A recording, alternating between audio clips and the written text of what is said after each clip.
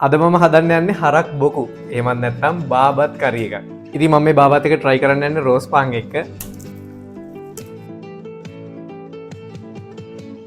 කොත්තමල්ලි මේසැඳි එකමාරයි, මහදුරු තේ හැඳි භාගයයි, සූදුරු තේ හැඳි භාගයයි, උළුහල් තේ හැඳි භාගයයි, කරදමුංගුවට 4යි, කරාබනටි 5ක් විතර තියෙනවා. ඒත් එක්කම මම වියලිච්ච මිරිස් කරල් අරගෙන තියෙනවා. අපිට මේ ටික තමයි ඕන වෙන්නේ පහේ මිශ්‍රණය හදාගන්න. අපි දැන් මේක බෙද ගන්න ඕනේ.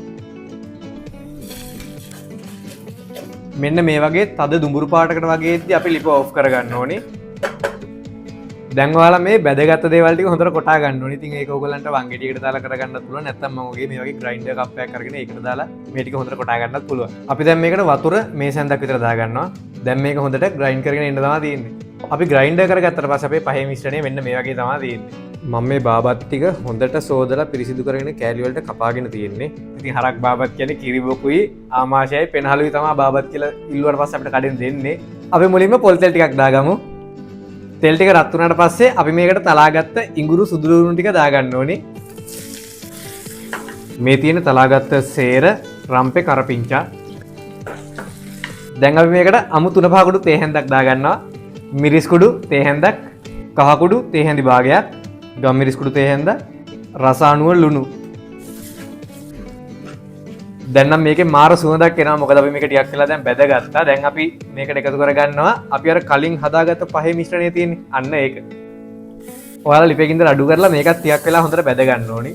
ඒකත් ටිකක් වෙලා බැදුනට පස්සේ අපි දා ගන්නවා කපාගත්ත ලුණු, ඒ වගේම කොච්චි. තක්කාලි. මෙතන මම සියඹලයට 10ක් විතර වතුරේ දිය කරලා යුෂ ටික අරගෙන තියෙනවා. ඒ කියන්නේ ඇට ටික අයින් කරලා මද ටික අරගෙන තියෙනවා. අපි ඒකත් මේකට දාගමු. දැන් ඔයාලා මේ ටිකත් ටිකක් වෙලා බැද ගන්න ඕනේ. අපි සුද්ධ කරගෙන කපාගත්ත බාබත් ටික. දැන් ඉතින් ඔයාලා මේක හොඳට කලවම් කරගන්න ඕනේ.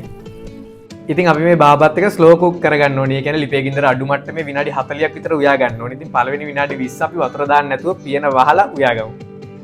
ඉතින් ඔන්න දැන් විනාඩි 20ක් විතර මම මේක ලිපේ ගින්දර අඩු මට්ටමේ උයා ගත්තා. දැන් අපි බලමු මේකේ වතුර තියෙන්නේ කොහොමද කියලා. ඔයාලට පේනවනේ දැන් මේකට වතුර උනලා තියෙන්නේ. කොල්ලන්ගේ මස් එක උයා ගනිද්දි වතුර මට්ටම මදි නැත්තම් වතුර දාන්න යන්න එපා. දැන් ඉතින් කලින් විදිහටම විනාඩි 20ක් විතර ලිපේ ගින්දර අඩු මට්ටමේ පියන ඇරලා උයා ගන්න. ඒ වගේම තමයි ලුණු ඇඹුල් බලලා මේ වෙලාවේදී මදි නම් එකතු කරගන්න. මේකට නම් ආයේ මදි කියන්නේ කිසිම දෙයක් නැහැ.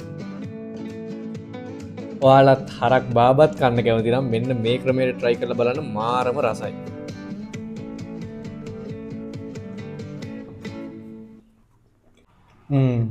මේක නම් සුපිරිම සුපිරියා.